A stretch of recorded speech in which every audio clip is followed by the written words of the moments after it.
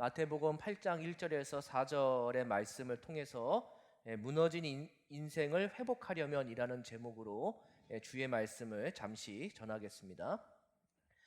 유명한 기독교 작가 중에 필립 얀시라는 사람이 있습니다. 이 사람의 책 중에 가장 유명한 책이 있는데요.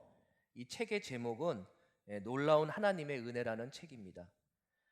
이 놀라운 하나님의 은혜라는 책에 이 필립 얀시가 인생의 가장 비참한 삶을 살고 있는 한 여인을 소개하고 있습니다.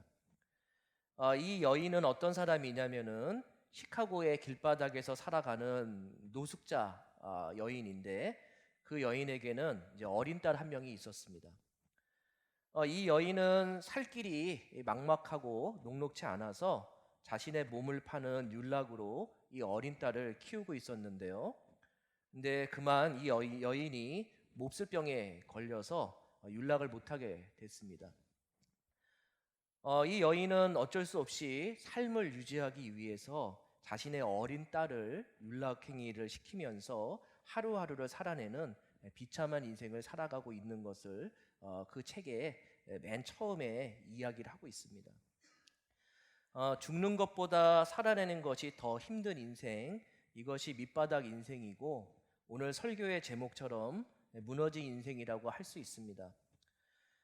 쌓아 올리는 것은 매우 어려운데 무너지는 것은 한순간이죠.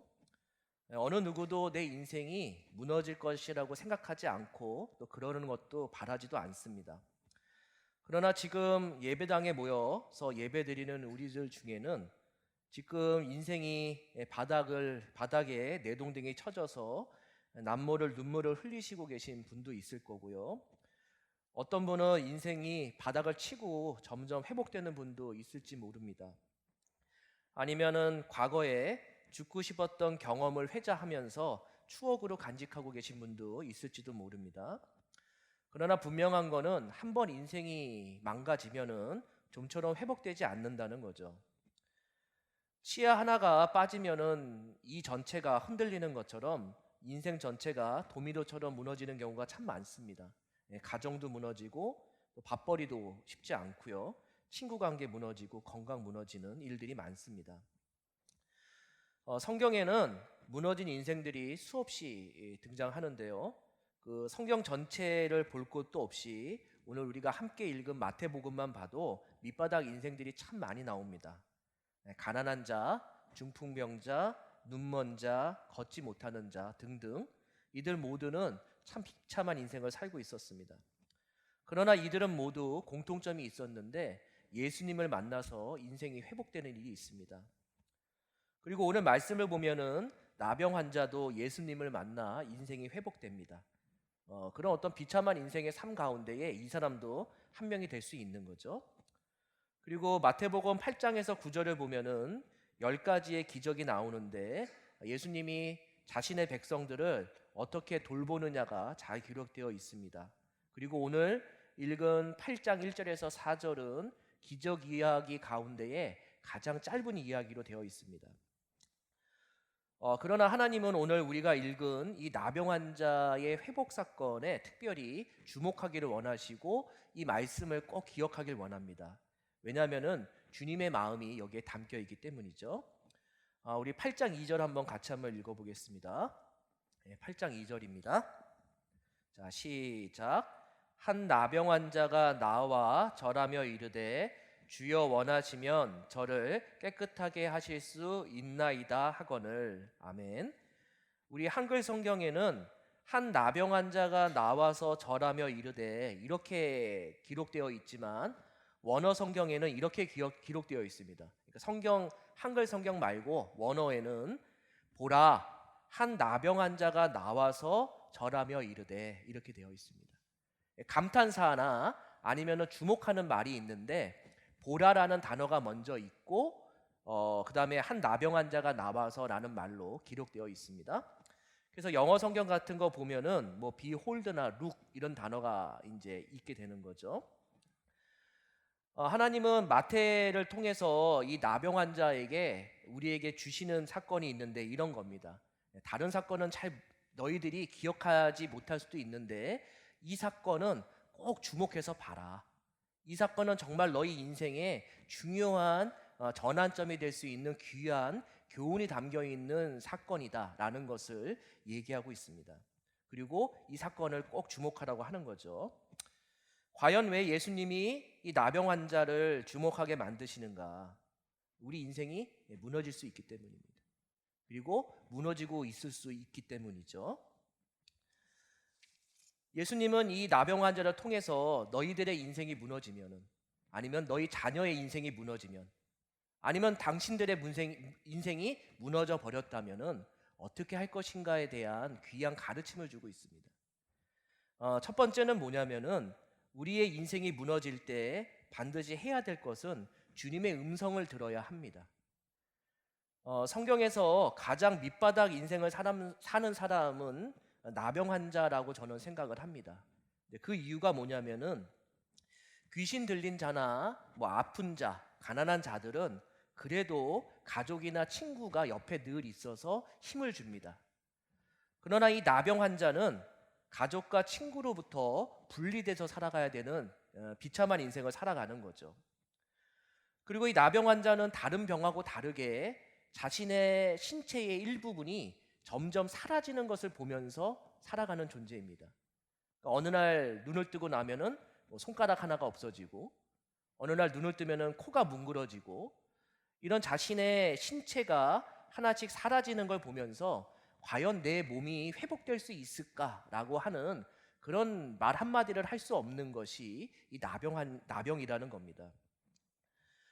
이 나병이 얼마나 회복 불가능한 병이었냐면은 2절에 보시면은 다른 병들은 치료되었다라고 표현하지만 이 병은 깨끗하여야 된다고 얘기합니다. 그러니까 나병 환자는 물집 하나라도 있으면은 아직 회복되지 않았기 때문에 가족에게 돌아가지 못하는 아주 심각한 병이고요.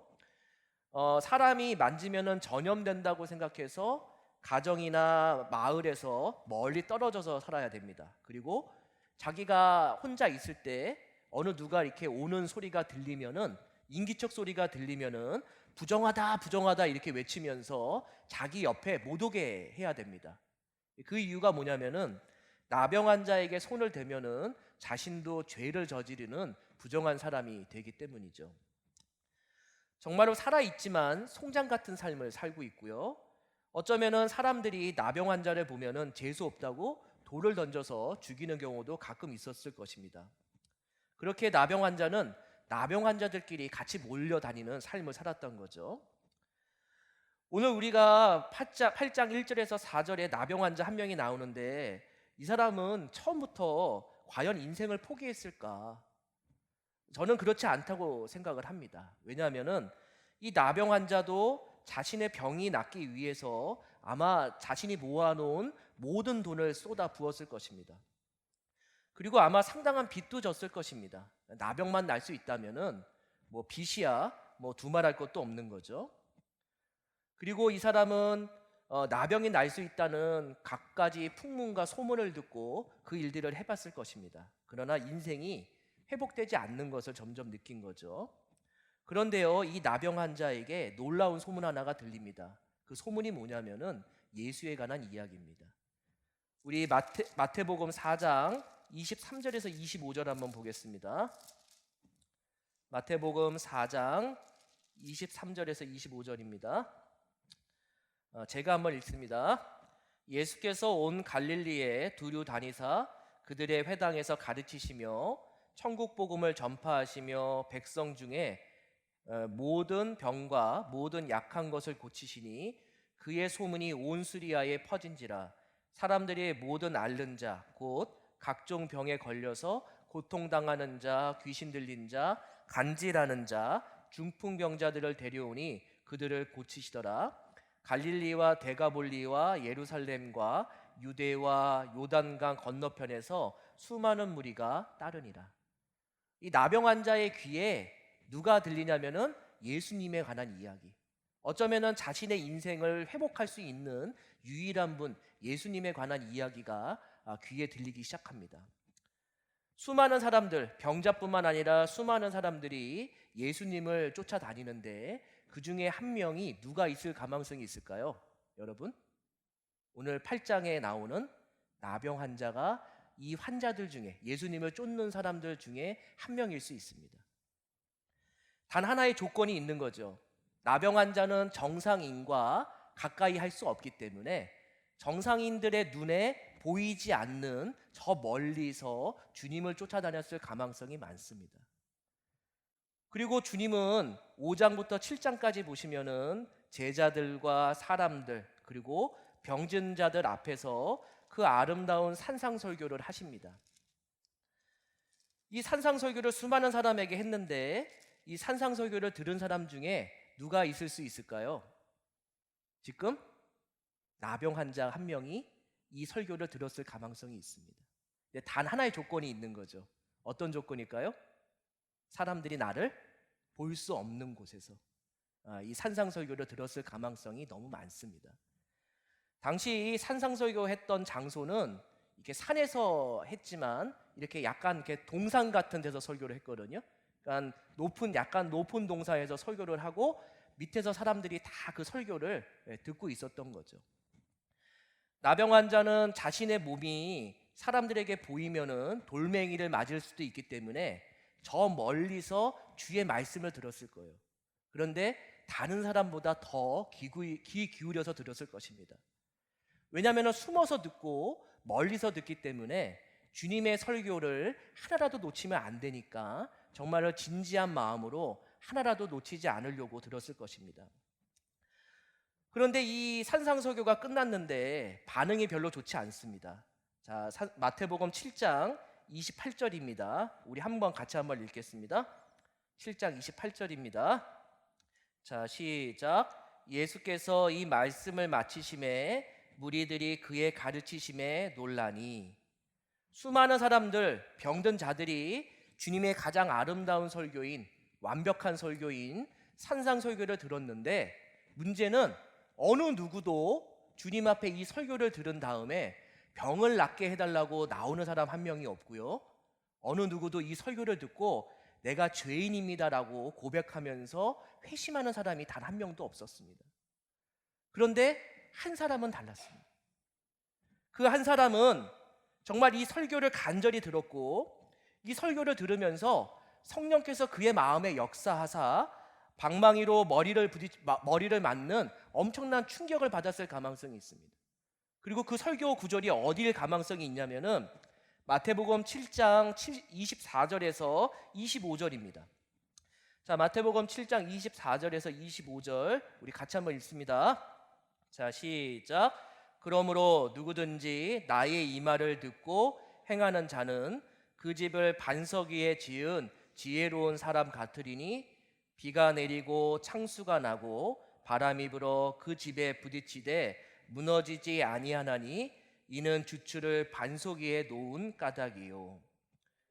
아멘. 다른 사람들은 이 설교를 듣고 별다른 반응이 없거나 주님이 나의 주인이시다라고 고백하지 않지만, 이 부분, 산상설교의 거의 결론 부분인데, 이 말씀을 들으면서 나병 환자의 마음속에 성령께서 요동을 치기 시작했을 거예요. 그리고 그 무너진 인생을 바라보면서 나병 환자가 이런 마음을 했을 것입니다. 내 인생이 지금 무너져가지고 처참하지만 다시 한번 든든한 반석이신 주님 위에 내 인생을 다시 세울 수만 있다면, 내 삶이 무너져가지고 정말 흔들리고 이제는 보잘것없는 인생이 됐는데, 이 반석이신 주님 위에 내 인생을 다시 한번 세워볼 수만 있다면은 회복될 수 있지 않을까, 이런 마음이 성령께서 역사하신 거죠. 그리고 이 나병 환자는 8장 1절에서 2절 보면은 다른 사람이 다 설교 들어서 주님 앞에 나가지 않았는데 이 사람 혼자 주님 앞에 엎드려서 자신의 인생을 다시 한번 주님께 내어 맡기는 일이 생깁니다. 이런 구절 있지 않습니까? 믿음은 들음에서 나고 들음은 그리스도의 말씀에서 나는 거다. 이 아름다운 산상설교가 어쩌면 수많은 사람을 위해서 하지 않았을 가능성도 있어요.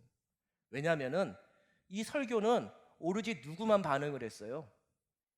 심령이 가난한 자, 정말 인생이 무너져가지고 처참해서 어떻게 해야 될지 모르는 나병 자의 마음 속에 성령께서 이 설교를 통해서 은혜를 끼치고 주님이 내 인생의 전부라는 것을 깨닫게 되는 일이 생긴 거죠.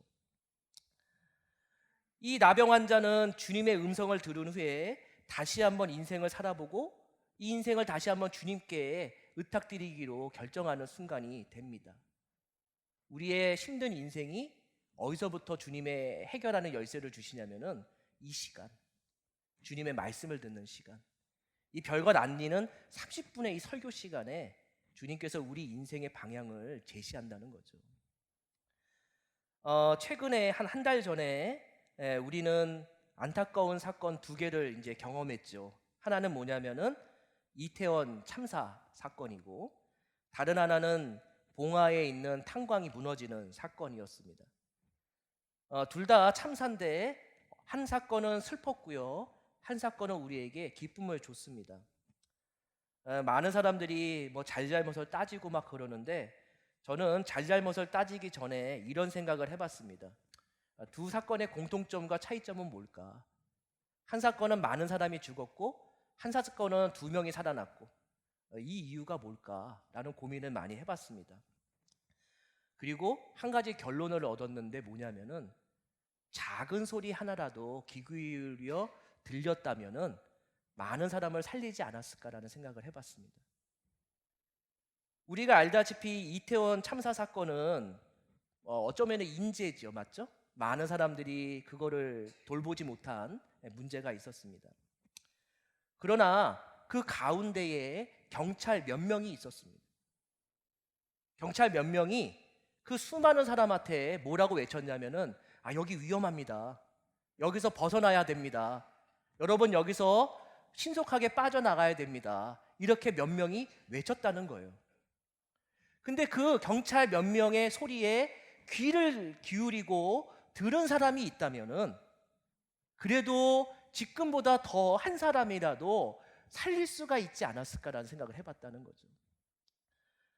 그런데 이 봉화 탄광 사건은 좀 반대 이야기인데, 이 사람 2명이 10일간 광부가 매몰된 그 탄광에서 이제 살아나게 된 거죠.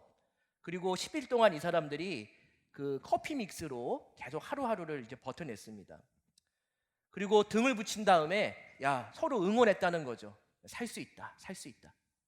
그런데 살 수 있다고 얘기하지만 결국은 우리가 죽겠구나라는 마음이 계속 마음에 용기를 잃고 있었대요. 용기를 잃을 때마다 바깥에서 아주 작은 소리 하나가 들렸대요. 이게 뭐냐면은 이 무너진 탄광을 다시 복구시키려고 하는 작은 드릴 소리들이 있잖아요. 땅을 파는 소리가 아주 조그맣게 들리더래요. 이 2명의 탄광 사람들은 삶을 포기하려고 할 때마다 바깥에서 들리는 세미한 소리를 듣고 다시 한번 힘을 얻고, 다시 한번 삶을 포기하려고 하다가 바깥에서 들리는 조그만한 소리를 들으면서 용기를 얻어서 마침내 10일을 버티고 그들은 구조가 됩니다. 결국은 무너진 인생들을 회복할 때 하나님은 엄청난 것을 우리에게 바로 허락하지 않고 세미한 음성, 주님이 하시는 말씀을 통해서 먼저 그 마음에 강건함을 주고 그 다음에 회복의 길을 여신다는 것을 알 수 있죠.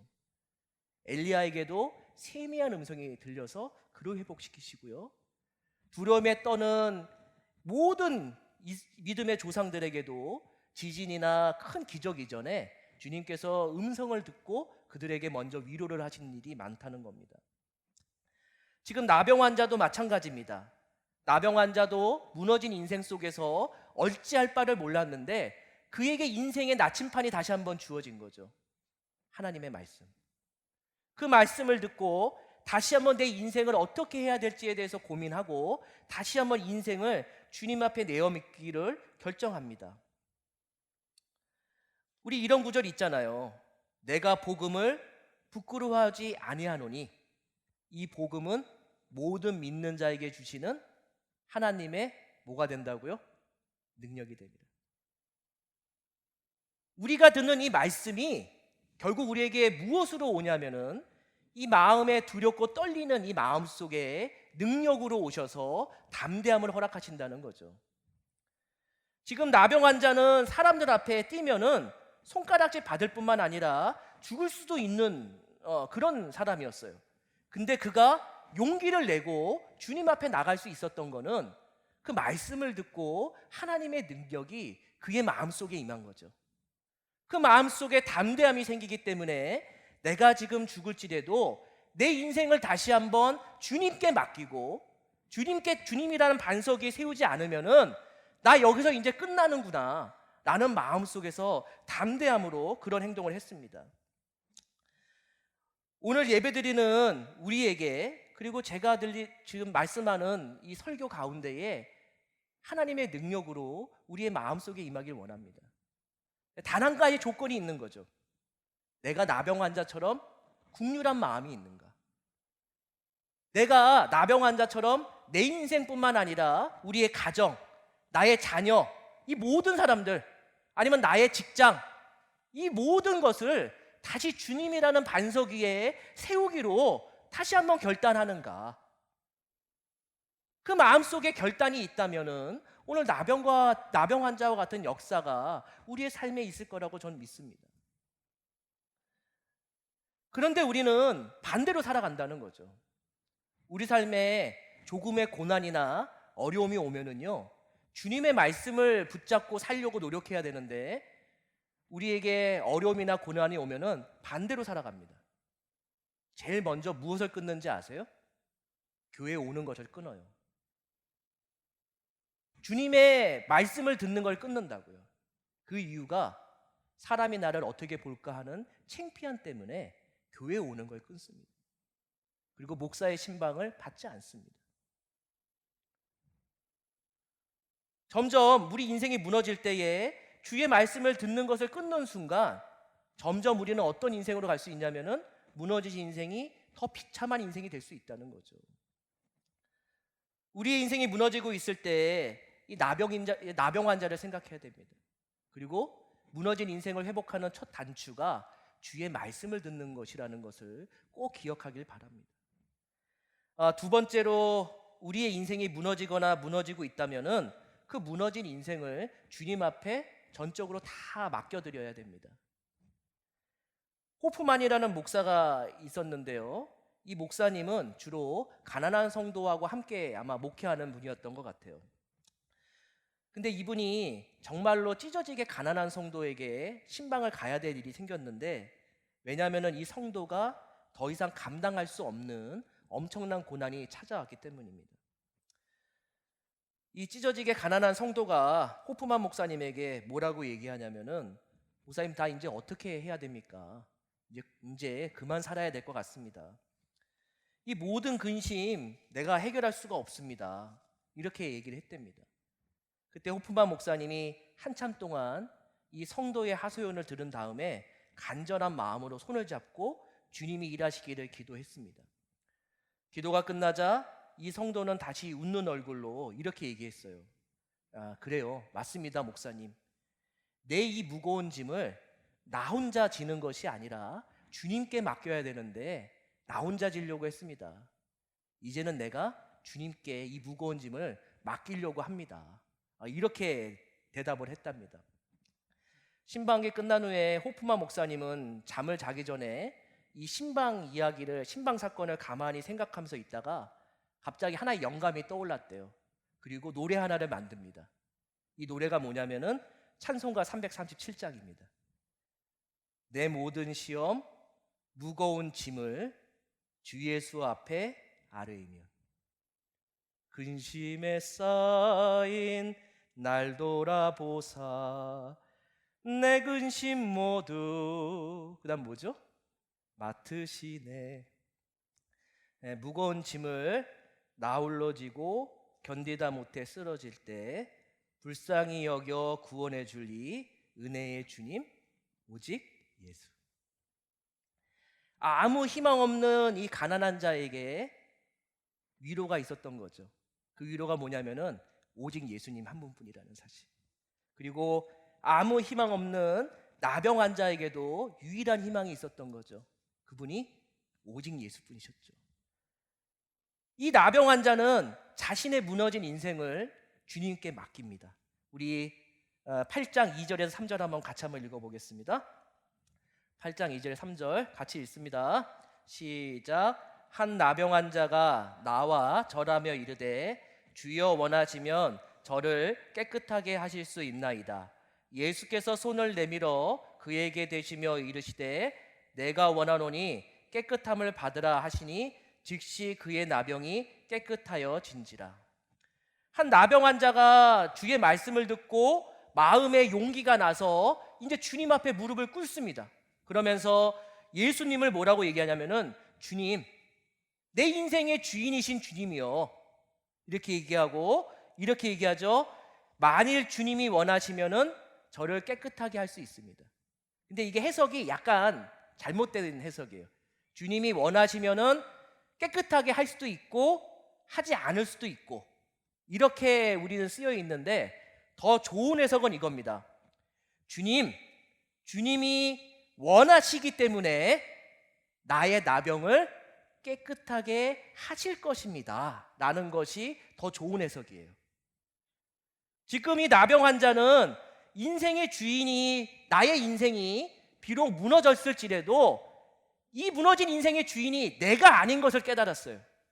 이게 주님 것이라는 걸 깨달은 거죠. 그리고 이 인생을 다시 주님께 맡기면서 주님, 이게 당신 거니까, 내 인생이 아니라 당신 것이니까 당신이 회복시켜야 됩니다라고 고백하고 있는 것이죠. 전적으로 다 주님께 맡기고 있습니다. 그때 예수님이 손을 내밀어서 그의 병에 대자마자 나병이 깨끗하게 됩니다. 근데 주님이 손을 대는 것도 별로 좋지 않은 행동이었던 거죠, 이 시대는. 왜냐하면은 나병 환자에게 손을 대면은 주님도 죄인이 되고 주님이 부정해지기 때문이에요. 근데 주님은 그런 거에 신경 쓰지 않습니다.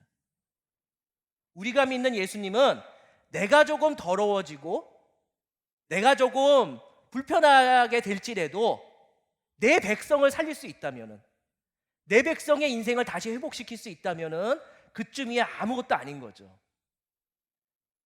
왜냐하면은 우리의 인생을 회복시키기 위해서 십자가에 자기 목숨을 거시는 분인데, 우리가 손 한번 주님이 대시는 거는 아무것도 아닌 거죠. 그런데 나병 환자와 우리의 차이점은 뭐냐면은, 나병 환자는 자신의 인생을 전적으로 다 드렸고 우리는 우리 인생을 주님께 맡기지 않는 거죠. 전적으로 예수님께 내 인생을 맡긴다는 게 뭔지 아세요?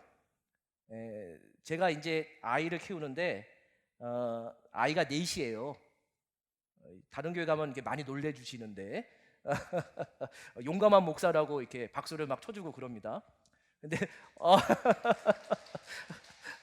근데 그 막내가 한 지금 8살인데, 이 애가 한 뭐 6살 때 7살 때 이렇게 마트를 가면은 맨날 장난감을 사달래요. 다 아시죠?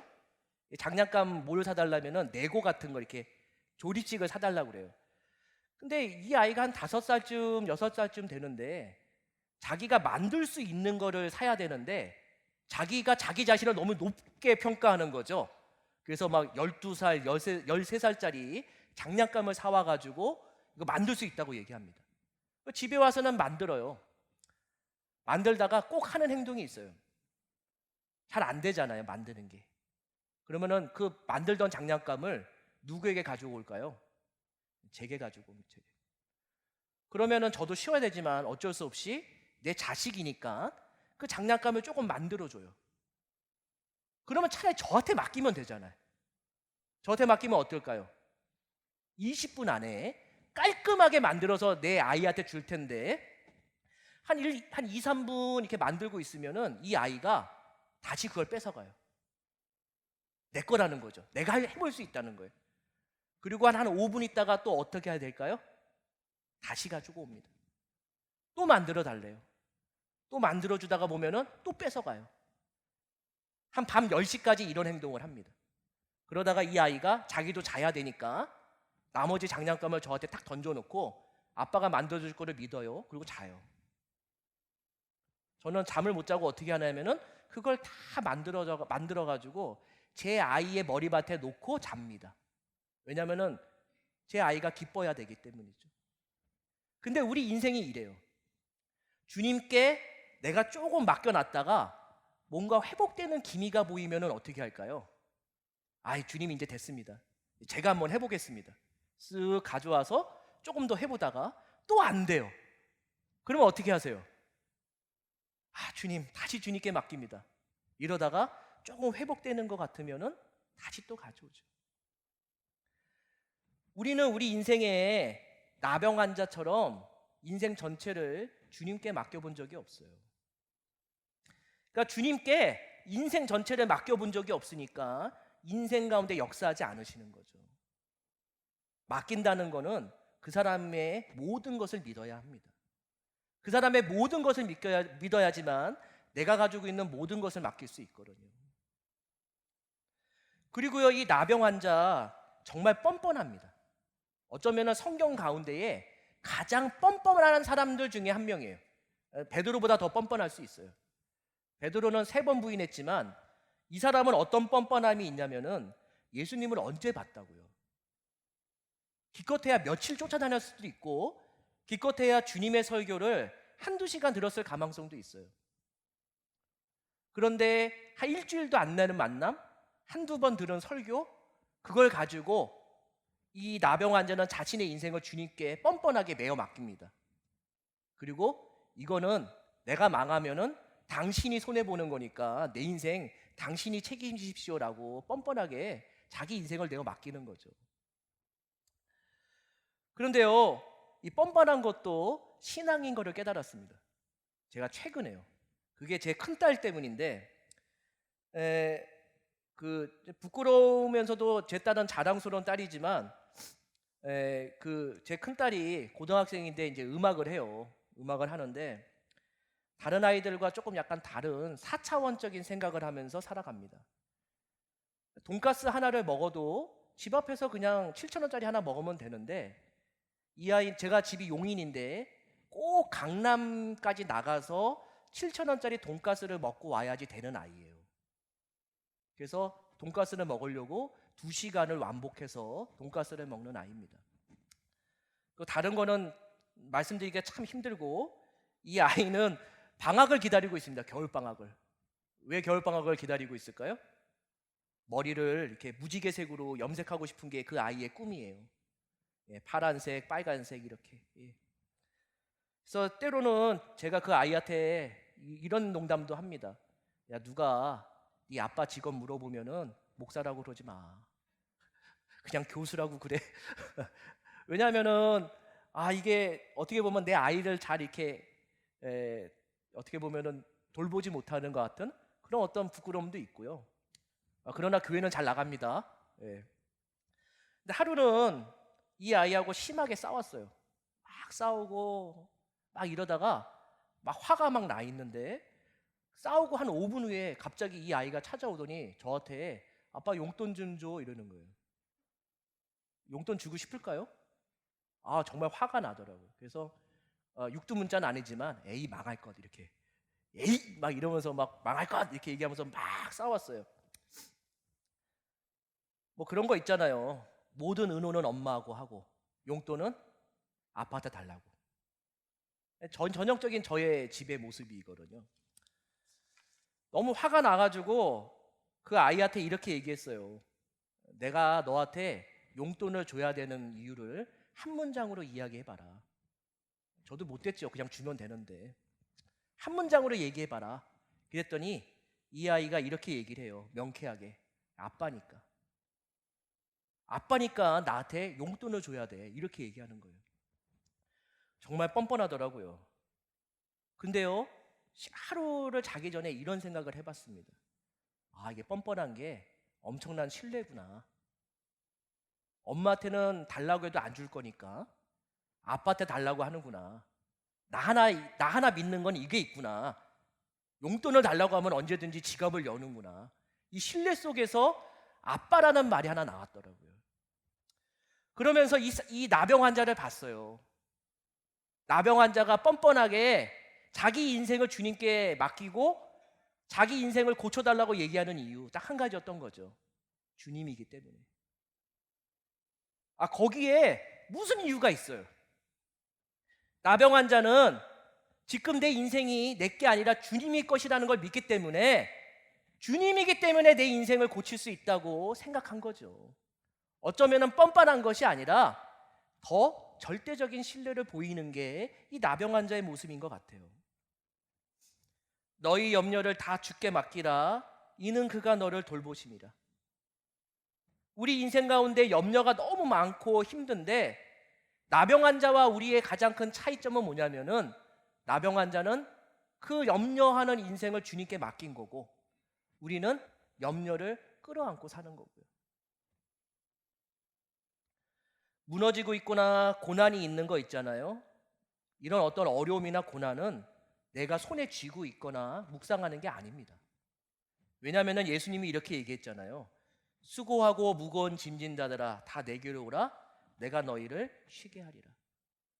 인생의 무거운 짐은 주님께 맡기고, 우리는 두렵고 떨리는 마음에 하나님의 강력한 능력을 마음속에 간직하기 위해서 무엇을 묵상해야 되냐면은 하나님의 말씀, 이 말씀, 그리고 이 주일날 30분을 드리는 이 설교, 이 시간에 우리 인생에 집중을 할 수 있는 시간인 거죠.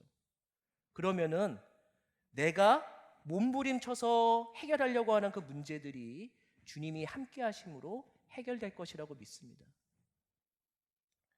묵상은 고난을 묵상하는 게 아니라, 고난은 주님께 맡기고 주의 말씀을 묵상하시는 거죠. 팀 켈러가 고통에 답하다라고 하는 책에서 욥의 아픔을 보면서 이런 지혜를 얻었답니다. 고난으로 신앙을 버리거나, 고난으로 예수님을 만나거나, 고난으로 하나님과 멀어지거나, 고난으로 하나님과 가까워지거나. 나병 환자는 무너진 인생으로 누구를 만난 거예요? 주님을 만났습니다. 참 힘든 인생이었죠. 근데 힘든 인생 가운데에 얻은 지혜가 주님이라는 겁니다. 그리고 주님은 그 나병 환자가 깨끗하게 원하는 것만 해결해 주지 않습니다. 우리 8장 4절 한번 같이 읽겠습니다. 8장 4절입니다. 자, 시작. 예수께서 이르시되 삼가 아무에게도 이르지 말고 다만 가서 제사장에게 내 몸을 보이고 모세가 명한 예물을 드려 그들에게 입증하라 하시니라. 아멘. 어쩌면 나병 환자의 가장 큰 바램은 병이 낫는 게 아닐 수도 있어요. 나병 환자의 가장 큰 바램은 병이 난 후에 가족에게 돌아가는 거였겠죠. 아니면 친구에게 돌아가는 거였겠죠. 주님은 이 나병 환자의 몸을 회복시킨 것으로 끝나는 것이 아니라 온전한 모습으로 해결해 주십니다. 그 가정도 해결하시고 그가 만나는 모든 사람과 다시 일상의 삶을 살 수 있도록 그에게 은혜를 베풀어 주시죠. 비참한 인생을 살았던 나병 환자지만 그는 정말로 이 비참한 인생 때문에 참된 지혜를 얻었습니다. 예수님을 믿은 거죠. 우리도 고난에 있던가 고난이 인생이 무너지고 있다면은 이거 한번 생각해 보시기 바랍니다. 내가 정말 주님을 믿고 있는가? 그렇다면 내가 주의 말씀을 붙들고 있는가? 그 삶을 살고 있다면은 주님께서 다시 나병 환자와 같은 기적을 우리 삶에 펼칠 거라고 믿습니다. 이 설교를 들으시고 저와 여러분이 나병 환자와 같은 국률한 마음을 늘 간직하시고 인생이 무너질 때마다 이 예배당의 출입을 끊는 것이 아니라 더 간절히 기도하시고 주의 말씀을 붙들려고 노력해 보십시오. 그러면 나도 모르는 사이에 인생의 회복이 있을 거라고 믿습니다.